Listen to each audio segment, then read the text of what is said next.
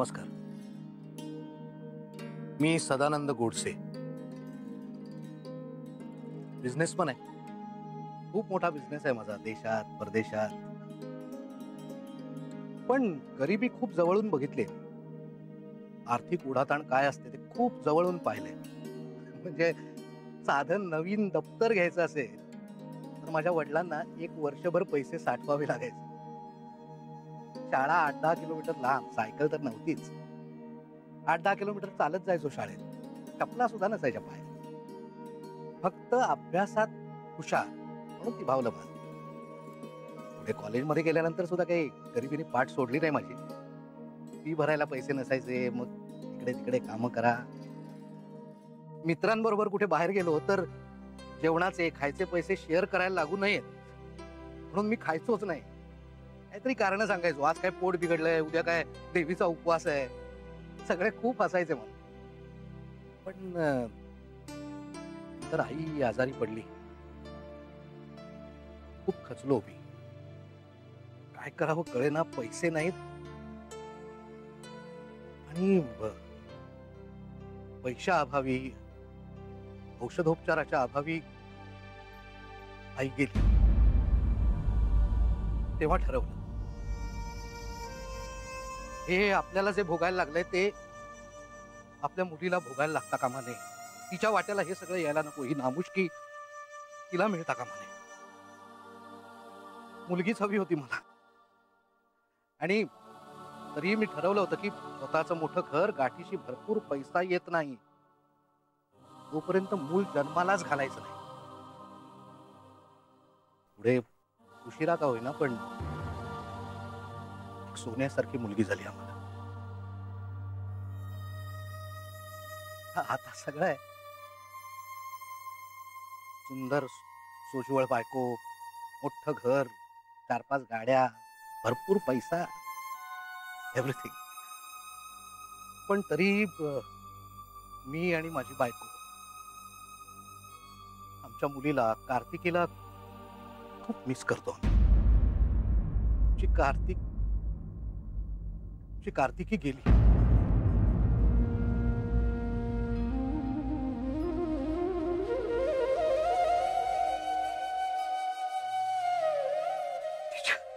तिच्या वाढदिवसाला कधी मी हजर नसायचो. तिला कधी कुठे फिरायला घेऊन जायचो नाही. कधी बसून गप्पा मारल्या, खेळलोय.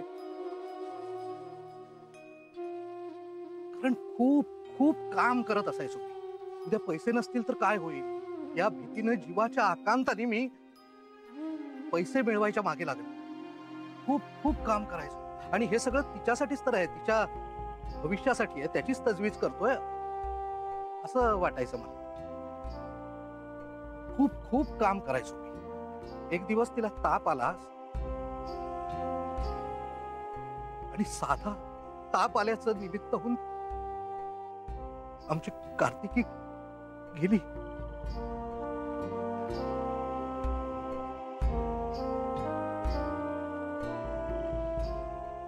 आणि दुर्दैव बघा ना, मी तेव्हाही इथे नव्हतो. मी तिकडे परदेशात. 22 तास लागले मला तिथे पोहोचायला. तिच्या शेवटच्या क्षणी सुद्धा मी तिच्यापर्यंत, तिच्या जवळ पोहोचूच शकलो नाही.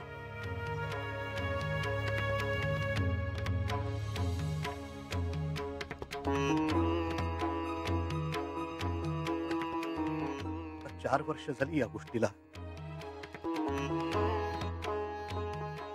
आणि आता तिच्या प्रत्येक वाढदिवसाला मी घरी असतो. त्यावेळेला असतो तर काही वेगळं घडलं असतं. मी माझ्या मुलीचं मला सोडून जाणं मी थांबवू शकलो असतो. कदाचित किमान एक बाप म्हणून तिच्या जाण्यापूर्वी तिच्या आयुष्यात 4 आनंदाचे क्षण मी पेरू शकलो असतो का?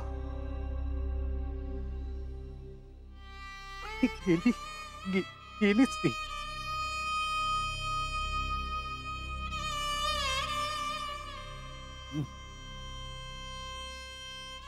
मी जी चूक केली प्लीज करू नका. आपल्या माणसांना आपलं आपण त्यांना देत असलेलं भविष्य नको असतं. त्यांना आपला वेळ हवा असतो. त्यांना पैसा नको असतो. त्यांना आपण हवे असतो. आपलं त्यांच्याबरोबर असणं, त्यांच्याशी संवाद साधणं ते हवं असतं. प्लीज सांभाळा आणि बाळा, जमलं तर या बाबाला माफ कर.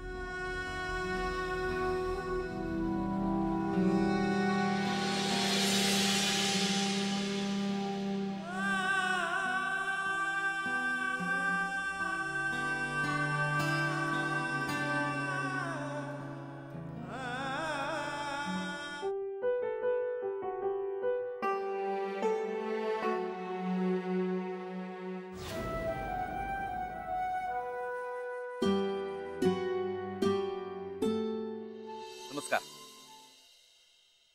मी लक्ष्मीकांत गोखले, लक्ष्मीकांत विष्णुपंत गोखले. माझा संवाद खरं तर सगळ्यांशीच हरवलेला होता, पण सगळ्यात जास्त तो माझ्याशी स्वतःशी हरवला होता. मला मला कळायचंच नाही की आयुष्यात मला काय करायचंय, कसं वागायचंय. खूप चुका केल्या मी, खूप वाईट वागलो सगळ्यांशी. आईशी, माझ्या बायकोशी, भावंडांशी, पण सगळ्यात जास्त मी चुकीचं वागलो ते माझ्या बाबांशी. माझे बाबा घरीच असायचे. शेवटची काही वर्ष खूप खूप आजारी होते ते. घरातल्या घरातच असायचे. बाहेरही कुठे जायचं नाही. त्यांना चालता फिरताही यायचं नाही. घरातल्या घरात थोडंसं जरी फिरले तरी खूप त्रास व्हायचा त्यांना.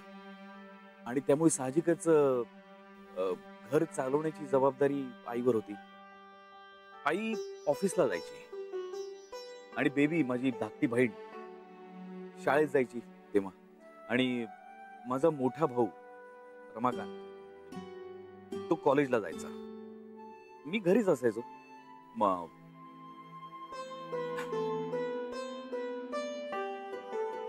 12वी मध्ये मी नापास झालो होतो, त्यामुळे मी घरीच असायचो.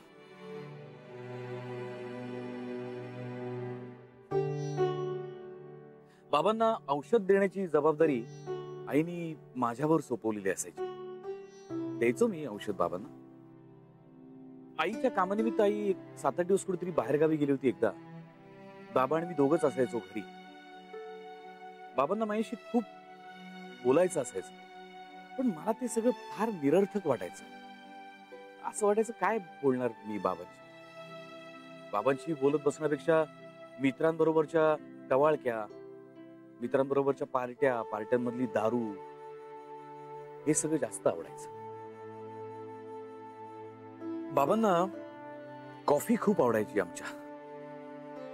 एक दिवशी घरातली कॉफी संपली होती आणि बाबांना कॉफी हवी होती, कारण डॉक्टरांनी बाबांना चहा प्यायला एकदम सक्त मनाई केली होती.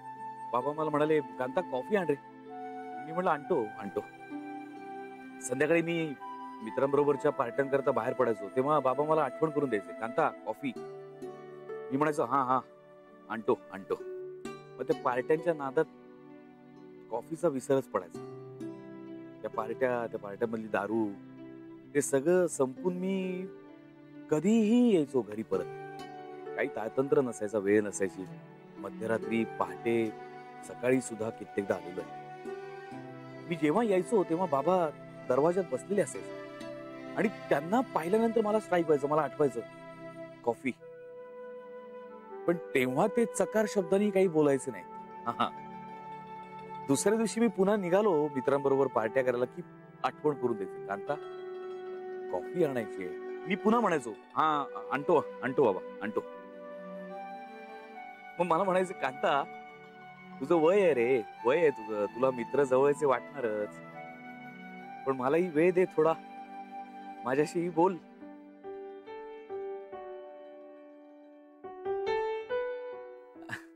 मी म्हणायचो हो बोलीन बोलीन बाबा बोलीन. आणि असं म्हणून सटकायचो तेवढ्यात बाबांनी पुन्हा आठवण करून दिली, कांता कॉफी. अरे घसा कोरडा पडतो रे माझा, कॉफी पेली ना की कशी तरतरी येते, बरं वाटतं. आणि मी लक्षात ठेवायचो हा कॉफीचं, पण बाहेर पडलो, पार्टी, दारू, पुन्हा त्या दिवशी असंच त्यांना हो हो बोलू बोलू असं म्हणून घरातनं सटकलो, बाहेर पडलो आणि रस्त्यातच वाटेत एक दुकान दिसलं. आणि का कोणाच ठाऊक मला स्ट्राईक झालं कॉफीचं. मी पटकन दुकानातनं कॉफी घेतली, खिशात ठेवली, म्हटलं उद्या देऊ, आणि पुढे चालायला लागलो. आणि का कोणाच ठाऊक तसंच त्याच पावली घरी परत आलो. मनात विचार केला की आज आधी बाबांना कॉफी द्यावी आणि मग काय पार्ट्यांना जायचं ते जावं. घरी येत असताना एकदा असंही वाटलं की आज बाबांना कॉफी बनवूनच द्यावी, त्यांना धक्काच द्यावा आश्चर्याचा. ठरवलंच, मनाशी पक्क केलं. तसाच तरा घरी आलो. मला वाटलं बाबा दरवाजात असतील, पण दरवाजात काही मला दिसले नाही. एकूण मला बरं वाटलं, म्हटलं चला छान सरप्राईज देऊया. तसाच मी किचन मध्ये गेलो, स्वतःच्या हाताने उत्तम कॉफी बनवली, अगदी आईने शिकवल्यासारखी. आणि कॉफीचा कप हातात घेऊन बाबांना शोधायला लागलो. तो बाबा त्यांच्या खोलीमध्ये आराम खुर्चीत शांत डोळे मिटून पडले होते. एक क्षण विचार केला बाबांना उठवावं की नाही, पण एवढी गरमागरम कॉफी हातात आहे. गेलो त्यांच्या खोलीत, म्हटलं बाबा बाबा उठा, कॉफी आणली तुमच्यासाठी. बाबा माझ्याकडे बघायलाच तयार नाही. मी म्हटलं बाबा आता फार भाव खाऊ नका, हा तुम्हाला म्हटलं होतं ना मी कॉफी आणलेली आहे. मी कॉफी नुसती आणलेली नाहीये, बनवून आणली आहे मी स्वतः. उठा आता, प्या कॉफी, आणि काय तुम्हाला माझ्याशी बोलायचं ते बोला कॉफी पिता पिता. आणि असं म्हणून मी त्यांना उठवायला त्यांना हात लावला.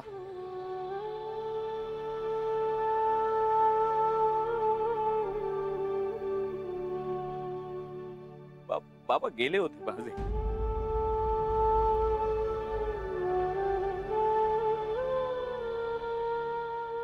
नाही पेली त्यांनी मी माझ्या हाताने बनवलेली कॉफी.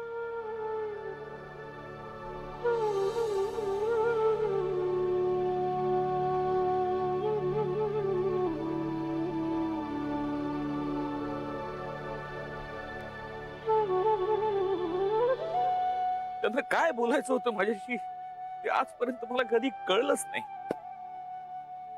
माणूस जिवंत असेपर्यंत त्याच्याशी संवाद साधला पाहिजे.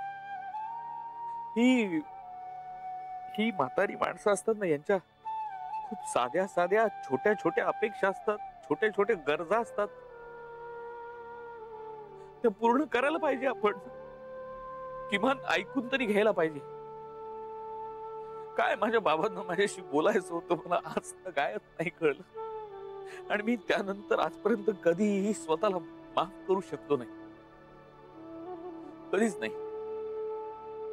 घरातल्या माणसांना जपायला हवं. आपण घरात असताना आपल्याशी बोलणारा धडधाकट असणारा माणूस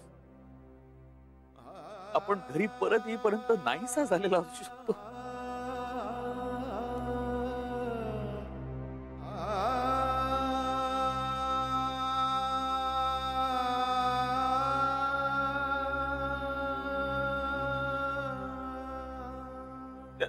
तर मला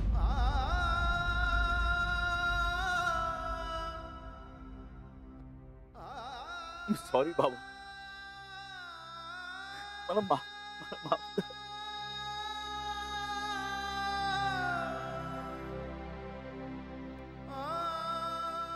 आपण माणसांना जपलं पाहिजे, आपल्या माणसांना जपलं पाहिजे, त्याच्याशी संवाद साधला पाहिजे, त्याच्याशी बोललं पाहिजे, त्यांना काय हवंय काय नको.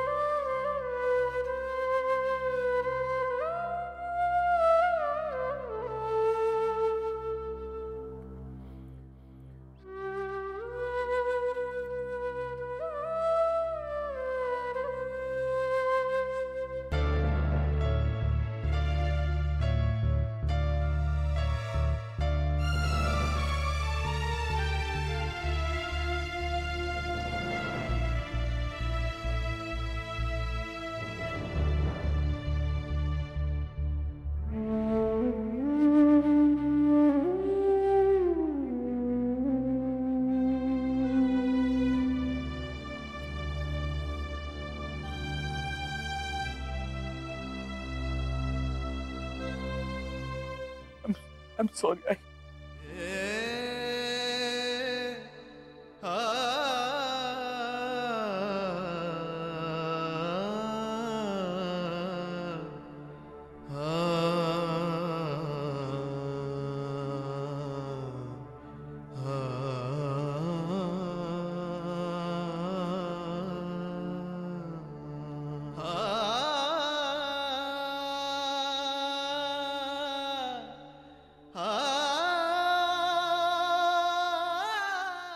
तुम्ही इथे काय करताय?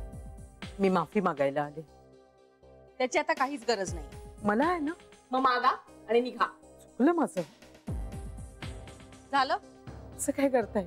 आता काय? माझं एक काम होतं तुमच्याकडे. आता आलात ना मुद्द्यावर? खरंच म्हणजे तुमचं काम असल्याशिवाय तुम्ही इथे येणं शक्यच नाही.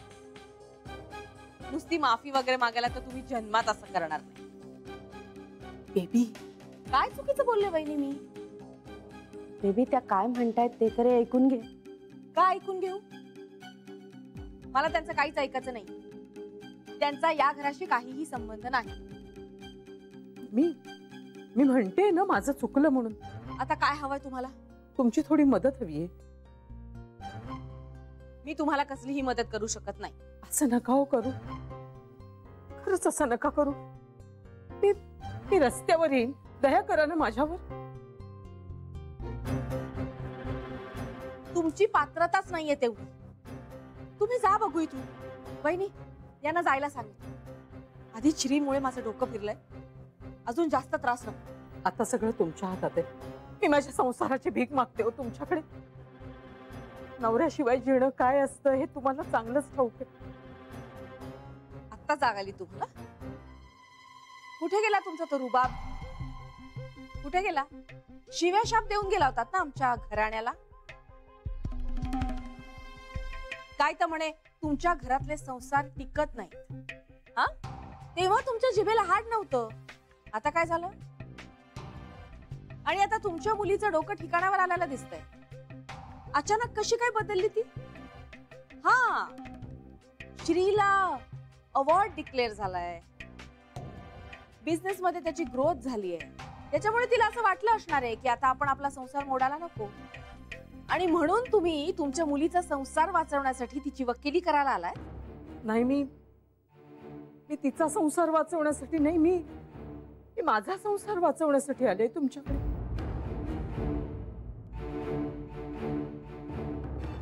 म्हणजे मुलीच्या संसाराला कुठे काय धाड भरली? मुलीचा संसार वाचवायला तो मोडला तरी कुठे होता? सगळी नाटकं हो, सगळी नाटकं. म्हणजे तू कर मारल्यासारखं आणि मी करते रडल्यासारखं. आणि इथे मधल्यामध्ये माझं मरण झालं ना. अहो काय बोलता तुम्ही? खरं तेच बोलतील. म्हणजे श्री आणि जान्हवी? हो, त्यांचं सगळंच बरं चाललंय. रोजच ते फोन आणि का काय म्हणतात ना ते मेसेज, ते रोज चालू असतं. आणि त्यात तुमच्या आई आजींनी डोक्यावर हात ठेवल्यामुळे तिचे हात तर काय अगदी आभाळालाच पोचले. मग काय, आईचं काही का होईना. स्वतःच सगळं नीट झालं ना, मग तिला काय फरक पडणार आहे? माझीच मुलगी आहे, बोलू नये खरं तर असं. एवढं पण स्वार्थी असू नये माणसाने. काय काय केलं नाही मी जानूसाठी. हो, तिच्या सांगण्यानुसारच मी तुम्हा लोकांना काही नको नको ते बोलले अगदी. हो, तिच्या सांगण्यावरनं जावई बापूंशी शत्रुत्व पण पत्करलं. आता काय, आईची गरज संपली ना, तिला काय फरक पडते? तिचा संसार सुरळीत झाला ना. अहो, पण इथे माझ्या संसाराला एवढं मोठालं भगदाड पडलंय. काय पट्टी पडवली तिने तिच्या बाबांना आणि भावाला, देव जाणे. माझा नवरा मलाच घराबाहेर काढायला निघाला. कोणाचंच ऐकणार नाही, अगदी जानूचं सुद्धा नाही. ऐकलंच ना तर फक्त जानूच्या सासरचे म्हणून तुमचं आणि तुमच्या मुलाचंच ऐकतील ते.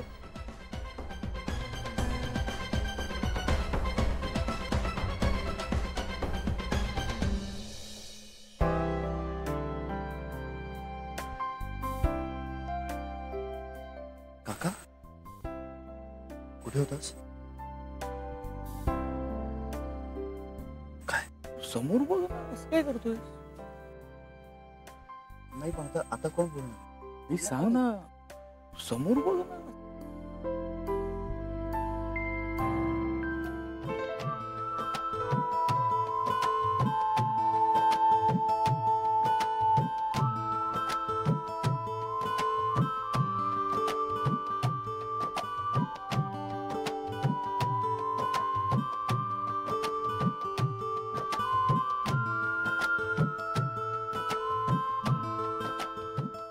काका तुला मी कळते श्री. मी जितकी मला कळते ना त्यापेक्षा जास्त मी तुला कळते. मग तुला हे का नाही कळलं रे की मला डिवोर्स नको होता, कधीच नको होता. मला माहितीये तुझ्या मनात खूप प्रश्न आहेत आता, पण तुला गंमत माहितीये, तुझ्या या सगळ्या प्रश्नांचं एकच निरागस निष्पाप असं उत्तर आहे माझ्याकडे. आणि ते उत्तर मला तुला द्यायचं होतं. तू प्रश्नही विचारला नव्हतास ना, तेव्हाही मला तुला ते उत्तर द्यायचं होतं. कारण हे उत्तर द्यायला मला सनई चौघडे वाजायला नको होते किंवा पुष्पवृष्टीही नको होती. अरे मी फक्त तुझा मूड बरा असण्याची वाट बघत होते. पण आपण भेटलो आणि आपण फक्त भांडलो. पण निसर्गाने तुला हे उत्तर देण्याआधी मला तुला आता उत्तर द्यायचं. मला तुझ्याशी बोलून सगळ्या गोष्टी क्लिअर करायच्या. आणि एकदा तुला तुझ्या प्रश्नांची उत्तर मिळाली ना, मग बाकी कुठलेच प्रश्न आपल्यात उरायला नकोय. प्रेम आणि लग्न ह्या दोन वेगवेगळ्या गोष्टी आहेत असं म्हणतात सगळे. पण मला प्रेमापेक्षा लग्न जास्त आवडलं. मला तुझ्या आयुष्याचा, तुझ्या घराचा, तुझ्या रुटीनचा भाग होता आलं. आणि मला तेच हवं होतं, मला तेच आवडतं. मुळात ना श्री, मला प्रेम म्हणजे डेटवर जाणं, एकमेकांचा हातात हात धरून फिरणं किंवा एकमेकांना भेटवस्तू देणं असं कधी वाटलंच नाही. माझ्यासाठी प्रेम म्हणजे एकमेकांना गुणदोषासकट स्वीकारणं, एकमेकांना फुलवणं, एकमेकांच्या बरोबर असणं. एक जन्म नाही, पूर्ण 7 जन्म. सहवासाने आपल्याला कंटाळ येतो एकमेकांचा असं सगळे म्हणतात, पण मला तुझा कधीच कंटाळा येत नाही. मला तुझ्यासाठी जेवण बनवायला आवडतं. तुझं फिसकटलेलं कपाट आवरणं तरी अख्खा दिवस जातो माझा. पण मी एन्जॉय करते हे सगळं. बरेचदा आता तुझं आवरलेलं कपाट तू नोटीसही करत नाहीस. बेडवरची बदललेली बेडशीट तुझ्या लक्षातही येत नाही. पण मी स्वीकारलंय सगळं. माझा नवरा हा असाच आहे आणि मला तू असाच आवडतोस. मला तुझ्यातलं काहीच बदलायचं नाहीये श्री. तुझ्याशी लग्न झाल्यावर मी बदलत गेले. तुझं माझ्याशी असलेलं नातं प्रत्येक पावलाला बदलत गेलं. माझा मित्र होतास तू, मग नवरा झालास आणि मग माझं मूल झालास. नवरा बायको एकमेकांचे फक्त नवरा बायको राहत नाहीत ना, सगळं काही होऊन जातात.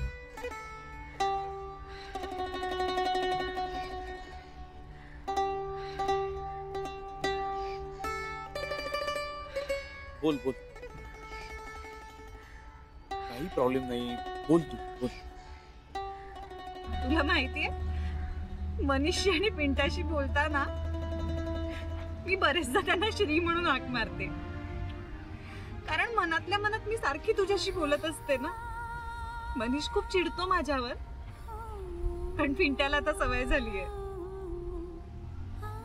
माझं चुकलं श्री, खरंच चुकलं.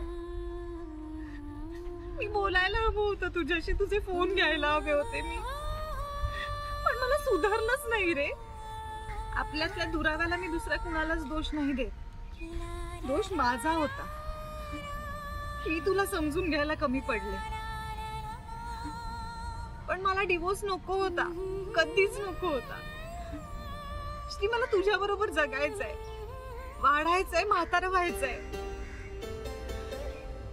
तुझ्याशिवाय मी माझं आयुष्य पाहिलेलंच नाहीये रे कधी. मी तुझ्यासाठी बनले असं मला वाटतं. तुझ्या पाठोपाठ येते, पण जाताना मात्र मी तुझ्या आधी जाणार आहे. सॉरी सॉरी, हे नाही बोलायचंय मला आता. मी ना खूप रडले. तुझा निरोप मिळाला ना तेव्हा तू म्हणालास ना, मनातून जात नसेल तर आयुष्यातून जाण्याचा काहीच हक्क नाहीये मला. आणि असंही म्हणाला होतास, मला सोडून जाण्याची 1000 कारण असतील तुझ्याकडे, एकही कारण नाहीये दृष्टी. खरंच नाहीये तुला सोडून जाण्याचं एकही कारण माझ्याकडे.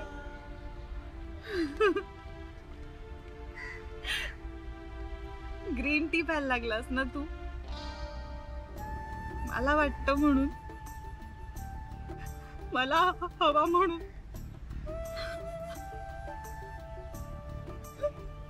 सॉरी, मला रडायचं नाहीये पण मला रडू येतंय. माझा गळा चोक होतोय. थांबू का? थांबू का? काका, ते तुमच्यासाठी आहे. मला नाही बोलता येते. मी थांबू? तुला पाणी देऊ का? नको. अगं केवढं पाणी वाया घालवलंस डोळ्यातनं. काका. पण महत्वाचं बोललीच नाहीस तू जान्हवी. काय? जे तुला सांगायचंय ते. पण मी खूप बोलले ना. हो, पण मुद्द्याचं बोललीच नाहीस. हसू नकोस. मी हसण्यासारखं काही बोलत नाहीये. मला माझा खरा श्री आवडतो, तू नाही आवडत. कारण माझा श्री मी रडायला लागल्यावर हसत नाही. तो माझे डोळे पुसतो, मला जवळ घेतो, माझ्या पाठीवरून प्रेमाने हात फिरवतो, कधीतरी हसतो. मला ना माझा कधी हसणारा, कधी रागवणारा, कधी हसवणारा, कधीतरी रुसणारा आणि मायेने माझ्या पाठीवरून हात फिरवणारा श्री, मला तो. आपण फक्त भांडलो रे, उगाच भांडलो आपण. पण मला ना तुला काहीतरी सांगायचं होतं. मी ठरवलं होतं घरी यायचं आणि सांगायचं. तयारी करत होते मी घरी येण्याची. पण त्याआधीच तू पिंट्याबद्दलची तक्रार मागे घेतलीस म्हणून मी तुला थँक्सचा मेसेज सुद्धा पाठवला होता. अरे मी सामान भरलं होतं, पण त्याआधीच तुझी नोटीस येऊन धडकली. मला खूप धक्का बसला श्री. अरे माझ्या पायाखालची जमीन हल्ली होती श्री. अरे डिवोर्स किंवा पोरगी मी काहीच मागितलं नव्हतं. मला फक्त तू हवा होतास रे. मग मला काहीच सुचेना, पण मी गिव्ह अप नव्हतं केलं. मी आले होते घरी कारण मला बोलायचं होतं, खूप महत्वाचं, आपल्या दोघांबद्दलचं काहीतरी खूप छान शेअर करायचं होतं तुझ्याशी. पण तुझं लग्न जमवतायत हे कळल्यानंतर बाकी मी पूर्ण खचले श्री. इतकी निराश मी आयुष्यात कधी झाले नव्हते. तुझ्या घरात मी स्थान निर्माण करू शकले नाही, पण कुणाच्या मनातही मी स्थान निर्माण करू शकले नव्हते. खूप वाईट वाटलं रे मला. अरे तुझं दुसऱ्या कुणाशी तरी लग्न झालं असतं तर काय करणार होते मी.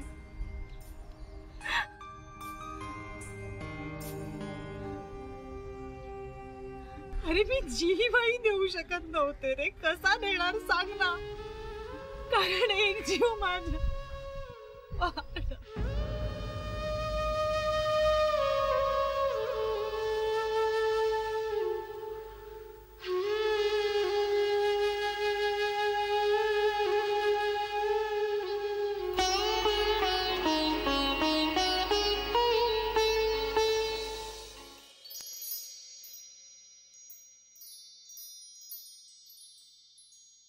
तू मला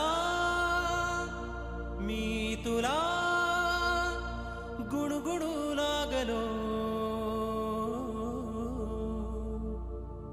पांघरू लागलो, सावरू लागलो. नाही कळले कधी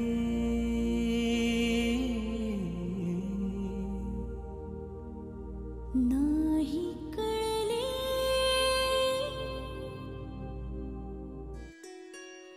आता तुम्ही सगळ्यांनी माझी क्लिप पाहिली.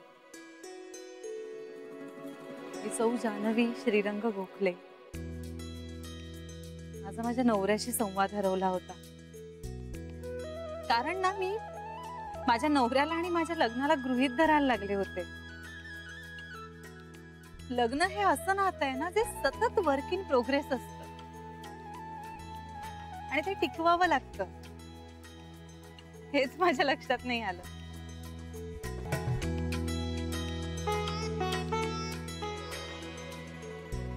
माझा नवरा श्रीरंग गोखले हा लाखात एक माणूस आहे. Shri, I am sorry. मला माहितीये तू खूप एम्बॅरस फील करतोयस, पण मला बोलू दे. मी खूप बळ एकवटलंय आज बोलण्यासाठी. आज नाही बोलू शकले तर परत कधीच नाही बोलू शकणार. प्लीज. तू खूप लव्हिंग आहेस, केअरिंग आहेस, पण ह्यापेक्षा जास्त ना तू फादरली आहेस. तू तुझ्या आयांशी बरेचदा फादरली वागतोस आणि असं वागतोस ना तेव्हा खूप क्यूट दिसतोस.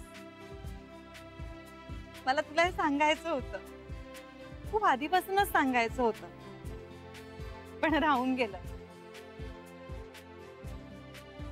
तर तो बरंच काही राहून गेलं रे सांगायचं. मनातच राहून गेलं. ते ओठांपर्यंत यायच्या आधीच आपण इतके दूर गेलो होतो की अनोळखी वाटायला लागलो एकमेकांना. मला माफ कर श्री, सगळ्यासाठी. मी माहेरी निघून गेले, तुझे फोन उचलले नाही, तुला कॉन्टॅक्ट केला नाही, तुझ्याशी बोलले नाही. चुकलं माझं, पण यातलं काहीच मी मुद्दामून नाही केलं. तू घरी आला होतास ना तेव्हा मी हॉस्पिटलमध्ये ऍडमिट होते. माझ्या जीवाची पर्वाच नव्हती अरे मला, पण मला प्राणापेक्षा प्रिय असलेल्या कुणाची तरी काळजी वाटत होती. आपल्यामध्ये खूप टेन्शन होतं, आपण एकमेकांशी बोलूच शकत नव्हतो अरे. त्यामुळे मला तुला सांगताच नाही आलं. मला तुला सांगायचं होतं श्री. अरे सगळ्यात आधी मला तुलाच सांगायचं होतं, पण आपण दुरावलो होतो. खूप स्ट्रेस होता. आपल्या बाळाचा मुहूर्त चुकला रे श्री. पण त्या बिचाऱ्याला कसलीच कल्पना नव्हती. आपल्या विश्वासावर त्याने मला त्याच्या आगमनाची चाहूल दिली, पण त्या निरागस निष्पाप जीवाला याची कल्पना नव्हती की ही वेळ ताणाची आहे. त्याचे आई बाबा भांडलेत एकमेकांशी, ते लांब गेलेत एकमेकांपासून. त्याला माहितीच नव्हतं.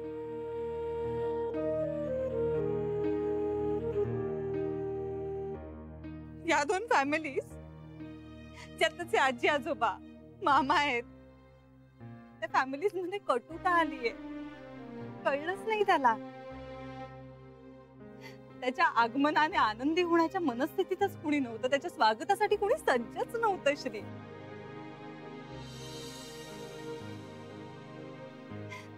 पण मी सांगू तुला, मला खूप आनंद झाला.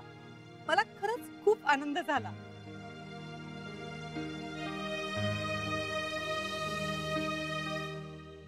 पण त्यापेक्षा जास्त मी घाबरले होते श्री. कारण आपण दोघंही दोन टोकांना तोंड करून बसलो होतो. मी खूप प्रयत्न केले श्री, मला तुला सांगायचं होतं. श्री, तू बाबा होणार आहेस.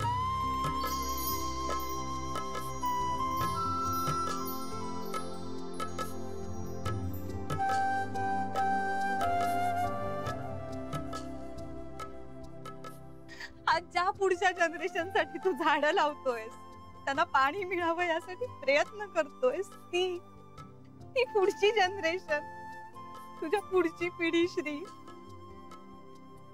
माझ्या उदरात वाढतीये.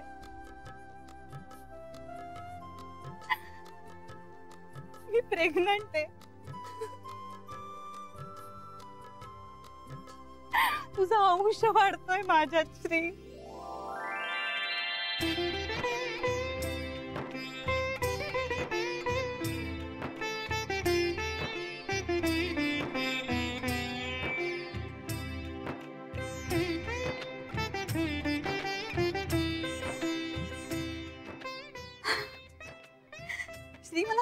आनंदी असताना ही बातमी सांगायची होती रे, पण या क्षणाची वाट पाहण्यात खूप खूप वेळ निघून गेला आणि मग सगळंच हाताबाहेर गेलं.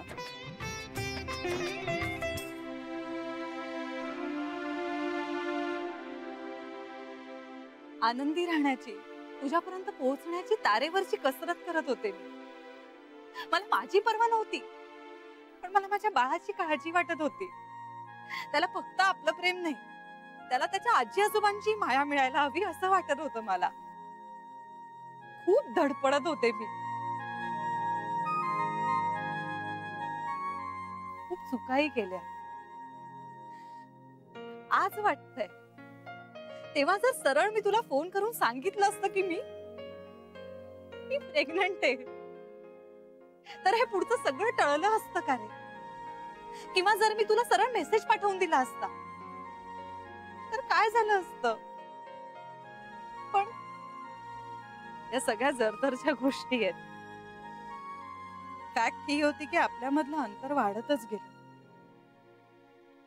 पण मी आशा सोडली नव्हती आणि सोडणारही नव्हते. आई होत होते ना रे, मग आशा सोडून चालणारही नव्हतं मला. श्री, मी आपल्या बाळाशी खूप बोलत होते.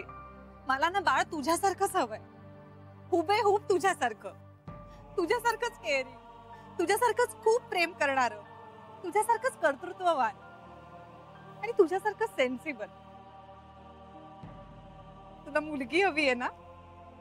पिंट्याला बाची हवी आहे, आई आजींना सुद्धा नात हवी आहे. मग मला ही मुलगी चालेल.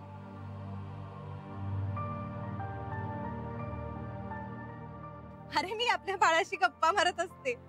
मी त्याला सांगितलंय, तू रंग, रूप, गुण सगळं बाबांचं घ्यायचंस, पूर्ण बाबांसारखं व्हायचं.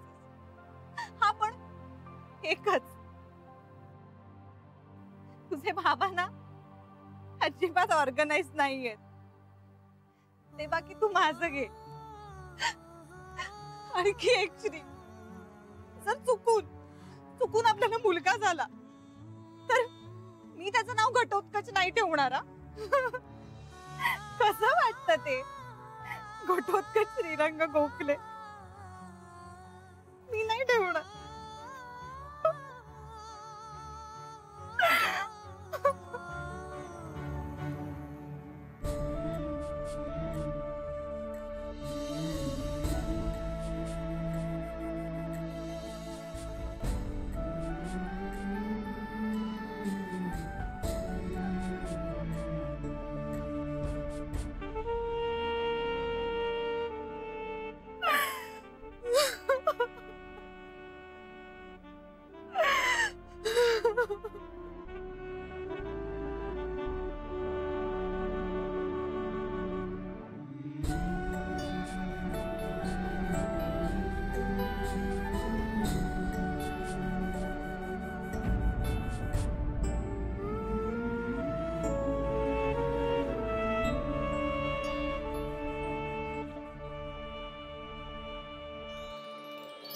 तू मला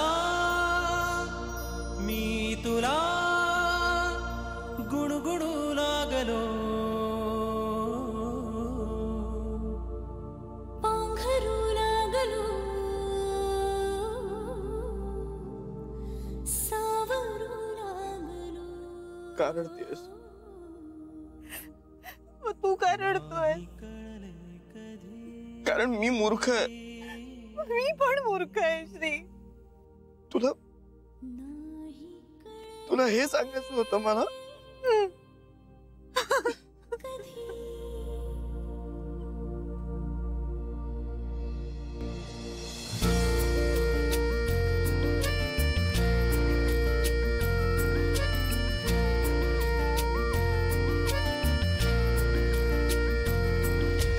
नाही कळले कधी जीव वेडावला, ओळखू लागलो तू मला मी तुला. नाही कळले कधी गुंड हुर हुरही श्वास गंधावला,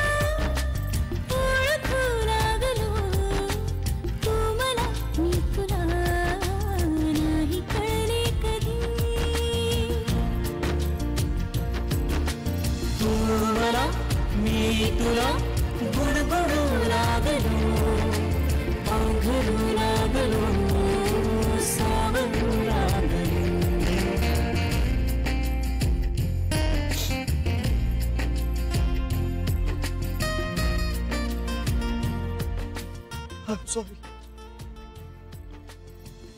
Jahnavi, I'm sorry.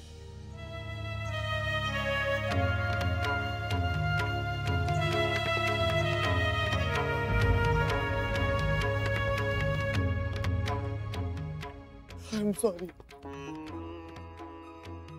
Jahnavi, I'm sorry.